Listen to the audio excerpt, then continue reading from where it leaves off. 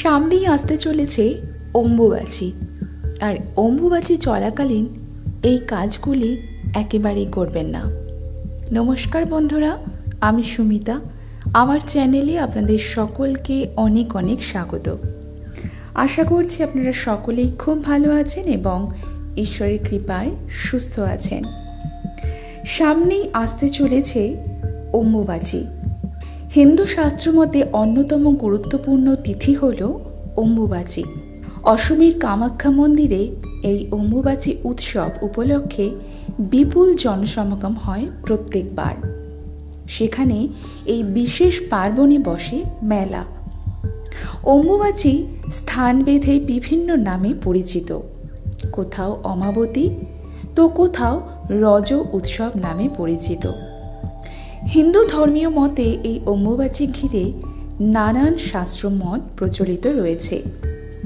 আর এই অম্বুবাচী চলাকালীন আপনারা কোন কোন কাজগুলি করবেন এবং কোন কোন কাজগুলি একদমই করবেন না, এবং এই অম্বুবাচীর প্রবৃত্তি এবং নিবৃত্তির সম্পূর্ণ সময়সূচি আজকে আমি আমার ভিডিওতে আলোচনা করব। তাহলে চলুন বন্ধুরা, ভিডিওর মূল পর্বে যাওয়া যাক। তবে মূল পর্বে যাওয়ার আগে আমার সকল বন্ধুদের কাছে অনুরোধ, সম্পূর্ণ ভিডিওটি দেখবেন। আশা করছি আপনাদের ভালো লাগবে। যদি ভালো লাগে অবশ্যই আমার ভিডিওতে একটি লাইক করবেন এবং আমার চ্যানেলে যদি নতুন হয়ে থাকেন আমার চ্যানেলটিকে সাবস্ক্রাইব করে রাখার অনুরোধ রইল। আমি সাধারণত আমার বন্ধুদের জন্য পুজো পাঠের বিধি, তত্ত্ব কথা, বাস্তু, টোটকা এবং বিভিন্ন রকম উপায় বিষয়ক ভিডিও বানিয়ে থাকি। বাংলায় প্রবাদ রয়েছে, কিসের বার কিসের তিথি, আষাঢ়ের 7 তারিখ অম্বুবাচী। হিন্দু ধর্মের একটি বিশেষ উৎসব হল অম্বুবাচী। লোককথা অনুসারে আষাঢ় মাসের মৃগশিরা নক্ষত্রের 3য় চরণ শেষ হলে ধরিত্রী মাতা ঋতুমতী হন। এই সময়েই পালন করা হয় অম্বুবাচী। আমরা জানি, কোনো নারী রজস্বলা হলে তখন তিনি সন্তান ধারণের উপযুক্ত হন। ঠিক তেমনি মনে করা হয় বর্ষার আগমনে ধরিত্রী মাতা রজস্বলা হন। এরপরই ফলে ফুলে ভরে যায় পৃথিবী। এই সময়ে মাটি কাটা, জমিতে লাঙল চালানো বন্ধ থাকে। এই সময় সমস্ত মন্দিরের দরজা বন্ধ থাকে। যে কোনো শুভ কাজ, যেমন গৃহপ্রবেশ, অন্নপ্রাশন, বিবাহ, এই সমস্ত শুভ কাজ বন্ধ রাখা হয়। অম্বুবাচী ব্রতের সময় নিত্য পুজো সম্পূর্ণ হলেও মন্দিরের দরজা কখনোই জনসাধারণের জন্য খোলা হয় না। আঞ্চলিক ভাষায় অম্বুবাচীর হরেক নাম রয়েছে। যেমন ভারতের কিছু জায়গায় অমাবতী বলে পরিচিত এই উৎসব। আবার একাধিক স্থানে এই উৎসব রজ উৎসব নামেও পালিত হয়। অম্বুবাচী শুরুর পর 3 দিন ধরে চলে এই উৎসব। চলুন এবার জেনে নিই এই বছর অম্বুবাচীর সঠিক সময়সূচি। চলতি বছর অম্বুবাচী পড়েছে 22শে জুন এবং এর প্রবৃত্তির সময় শুরু হবে 22শে জুন রবিবার 7ই আষাঢ় রাত 6টা 31 মিনিট থেকে এবং এর নিবৃত্তি 25শে জুন অর্থাৎ 10ই আষাঢ় রাত 1টা সময় এর সমাপ্তি। অম্বুবাচী হিন্দু ধর্মের একটি আচার বা ব্রত। আষাঢ়ের 7 তারিখ থেকে শুরু হয় অম্বুবাচী। জ্যোতিষশাস্ত্র মতে সূর্য যে বারে যে সময়ে মিথুন রাশিতে গমন করেন, ঠিক তার পরবর্তী বারের সেই কালে পালিত হয় অম্বুবাচী। অম্বুবাচী ব্রতটি বিভিন্ন প্রদেশের মানুষ পালন করে থাকলেও অসমের কামাখ্যা মন্দিরে অম্বুবাচীকে কেন্দ্র করে বিশাল অনুষ্ঠান আয়োজিত হয়ে থাকে। প্রচলিত ধারণা অনুসারে এই সময় কৃষিকাজ বন্ধ রাখা হয়। এই সময় জমিতে কোনো রকম লাঙল চালানো, জমি খোঁড়া বা সমস্ত ধরনের কাজ বন্ধ রাখা হয়। এই সময় হিন্দু বিধবারা বিশেষভাবে পালন করে থাকেন এই 3 দিন।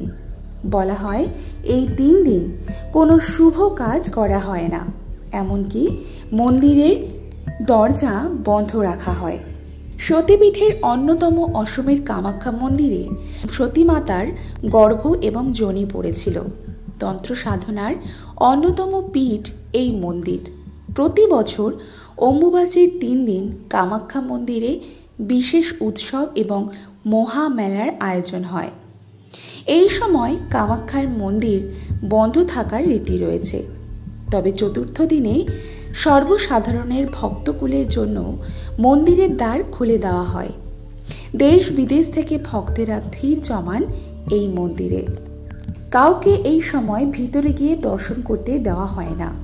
রজস্বলা শেষে দেবীকে স্নান করিয়ে সাজিয়ে তারপর মন্দিরের দরজা খুলে দেওয়ার রীতি রয়েছে। ভক্তদের বিশ্বাস, অম্বুবাচীর চতুর্থ দিনে দেবী কামাখ্যা দর্শন করলে ভক্তরা তার সকল প্রকার পাপ থেকে মুক্তি লাভ করেন। এইবার চলুন বন্ধুরা জেনে নিই যে অম্বুবাচী চলাকালীন আপনারা কোন কোন নিয়ম পালন করবেন। অম্বুবাচী চলাকালীন বিভিন্ন মন্দিরে যেরকম দরজা বন্ধ করা হয়, ঠিক তেমনি আপনার বাড়িতে যদি মাতৃশক্তি থেকে থাকে, যেমন মা কালী, মা দুর্গা, মা জগদ্ধাত্রী, মা বিপত্তারিণী, মা শীতলা, মা চণ্ডী প্রতিমা বা ছবি থেকে থাকে, তা আপনারা লাল কাপড় দিয়ে ঢেকে দেবেন। অম্বুবাচী চলাকালীন পুজো করার সময় মন্ত্র পাঠ করা উচিত না, শুধুমাত্র ধূপ ও প্রদীপ জ্বালিয়ে প্রণাম করতে হয়। অম্বুবাচীর পর দেবীর মূর্তি বা ছবিতে দেওয়া আচ্ছাদন খুলে নিয়ে তারপর দেবী মূর্তি ভালো করে স্নান করিয়ে পুজো করবেন। অম্বুবাচী শেষ হলে দেবীকে আম এবং দুধ নিবেদন করা অত্যন্ত শুভ। আম দুধ আপনারা দেবীকে নিবেদন করে তারপর আপনারা নিজেরা সেটি গ্রহণ করবেন। তবে অম্বুবাচীতে গুরু পুজো করতে কোনো বাধা নেই, এমনকি গুরু প্রদত্ত মন্ত্র আপনারা অনায়াসে জপ করতে পারবেন। এই সময় তুলসী গাছের গোড়ায় মাটি দিয়ে উঁচু করে দেবেন। এছাড়াও যারা শাক্ত মন্ত্রে দীক্ষিত, তারা আপনাদের দীক্ষিত মন্ত্র বারবার করে জপ করতে পারবেন। অম্বুবাচীর সময় সৌভাগ্য কুণ্ডের ধারে গণেশ বিগ্রহ দর্শন করা ও নিষ্ঠা করে পুজো করলে শুভ ফল মেলে। সেই সঙ্গে বিধিপূর্বক অগ্নি স্থাপন করে নিজ ইষ্ট মন্ত্রে হোম করুন, এতে সংসারের মঙ্গল হবে। এছাড়াও অম্বুবাচীর 3 দিন সন্ন্যাসী এবং বিধবারা বিশেষভাবে পালন করেন। কোনো শুভ কাজও এই কয়েকদিন নিষিদ্ধ থাকে, এমনকি কৃষিকাজও বন্ধ রাখা হয়। অম্বুবাচীর 3 দিন পর ফের কোনো মাঙ্গলিক অনুষ্ঠান ও চাষাবাদ শুরু হয়। ভারতের একাধিক স্থানে অম্বুবাচী উৎসব রজ উৎসব নামেও পালিত হয়। প্রচলিত বিশ্বাস অনুযায়ী ঋতুকালে মেয়েরা অশুচি থাকেন। একইভাবে মনে করা হয় পৃথিবীও সময়কালে অশুচি থাকেন। সেই জন্য এই 3 দিন ব্রহ্মচারী, সাধু, সন্ন্যাসী, যোগী পুরুষ এবং বিধবা মহিলারা অশুচি পৃথিবীর উপর আগুনে রান্না করে কিছু খান না। বিভিন্ন ফলমূল খেয়ে 3 দিন তারা কাটান। এখনও বিভিন্ন পরিবারে বয়স্ক বিধবা মহিলারা 3 দিন ধরে অম্বুবাচী উপলক্ষে ব্রত পালন করেন। 3 দিন পরে জামা কাপড় বিছানা সাবান দিয়ে ধুয়ে নিজেরা সাবান শ্যাম্পুতে স্নান করেন এবং সব কিছুতে হাত দেন। কিন্তু এই সময় কোনো বিশেষ পুজো রাখা যায় না। তবে যদি এই সময় জগন্নাথ দেবের রথযাত্রা পড়ে, তবে তা নির্দিষ্ট নিয়ম মেনেই হতে পারে। কেননা এই সময় নিত্যকর্ম করা যাবে, কিন্তু কাম্যকর্ম করা হয় না। রথযাত্রা নিত্যকর্মের মধ্যেই পড়ে। তাহলে বন্ধুরা, আশা করছি আজকে ভিডিওতে আমি আপনাদেরকে জানাতে পেরেছি যে অম্বুবাচী চলাকালীন আপনারা কোন কোন নিয়মগুলি পালন করবেন এবং কোন কোন নিয়মগুলি পালন করবেন না। আশা করছি আজকে আমার ভিডিওটি আপনাদের ভালো লেগেছে এবং আপনাদের একটু হলেও উপকারে আসবে। আর যদি আমার ভিডিও ভালো লাগে তবে অবশ্যই আমার ভিডিওতে একটি লাইক করবেন এবং আমার চ্যানেলে যদি নতুন হয়ে থাকেন আমার চ্যানেলটিকে সাবস্ক্রাইব করে রাখার অনুরোধ রইল। তাহলে বন্ধুরা, আজকের ভিডিওটি আমি এখানেই শেষ করছি। আবারও দেখা হবে আপনাদের সঙ্গে নতুন কোনো একটা ভিডিও নিয়ে খুব শিগগিরই। ততক্ষণের জন্য আপনারা সকলে খুব ভালো থাকবেন এবং ঈশ্বরের কৃপায় সুস্থ থাকবেন।